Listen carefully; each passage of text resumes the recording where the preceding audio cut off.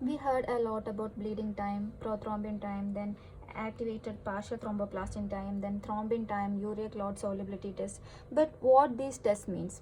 It is actually to know about the hemorrhagic disorders. So, in order to know the hemorrhagic disorders, we have to know how the hemostasis is formed. It is actually done by two things: platelets and the clotting factors. It's actually, if there is an injury in the endothelium, the platelets comes and adhere here and forms a primary platelet plug.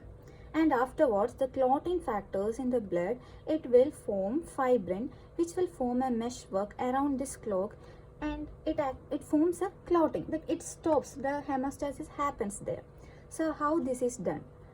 In case of platelet, there is actually three steps. First one is adhesion, second one is secretion, third one is aggregation.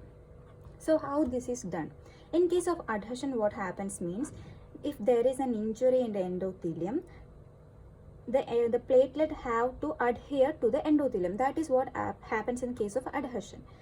If there is an injury, what will happen? There is von Willebrand factor present in this endothelium. It expresses and the platelets knows it, and it comes and adheres here in the wall, and the adhesion is formed. So for that we need a receptor in case of platelet. That receptor is known as GP1B9. That is present, this receptor is present in the platelet. It helps to adhere with the endothelial wall. So in case of adhesion, there is two things: von Willebrand factor and GP1B9. And in case of secretion, the platelets secrete two types of granules: alpha granules and delta granules. Then the third step is aggregation. What happens in aggregation means, these platelets which is adhered to the endothelial wall calls other platelets towards this clot to form the primary platelet plug. For that, the platelet need what? The aggregation or attachment of platelets is done by the receptor called GP2B3A. Here I meant P, okay, it is not B. So the receptor here is GP2B3A, and this receptor helps to form aggregation. These are the three steps present in the case of platelet plug. This is primary hemostasis. Like I told now, the fibrin have to be formed, and it have to form this meshwork around this platelet plug. Then only the clot is completely formed. For that we need fibrin. The fibrin is formed from fibrinogen. How? With the help of thrombin. Thrombin makes fibrin from fibrinogen, and the thrombin is formed from prothrombin, and it is done by factor 10. It's actually written in Roman letter, but for ease I am writing in this way. The factor 10 in help of factor 5 makes thrombin from prothrombin, and this thrombin makes fibrin from fibrinogen. So how this factor 10 is activated?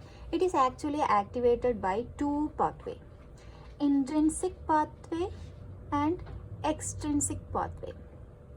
It is 10, right? 3 plus 7 is 10. Just to remember, like in case of extrinsic pathway, the tissue factor 3 and the factor 7 activates factor 10. And in case of intrinsic pathway, let's write all the remaining factors like 12, 11 and 10. It's present here, so write 9, then 8. This is the factors present in intrinsic pathway. This activate the factor 10. So this is how the platelet is formed. But just think, yeah, a clog is formed, fibrin meshwork is formed, but this is not stable. This is unstable. In order to stable that, we have the factor 13, and this factor 13 is known as clot stabilizing factor. So now the clot is stable. And I missed factor 4, right? Factor 4 is nothing but calcium. Calcium is also needed in case of this coagulation cascade. And some factors are actually dependent of vitamin K. That's why in case of vitamin K deficiency, there will be problems with what? Coagulation pathway. So vitamin K dependent factors are 2, 7 9 and 10. So let's go back to the test. What actually this test means? The bleeding time, it will be increased if in case of platelet disorders. Okay, if there is any platelet disorder, the bleeding time will be increased and all other tests will be normal. And if there is any problem with the extrinsic pathway, the prothrombin time will be increased.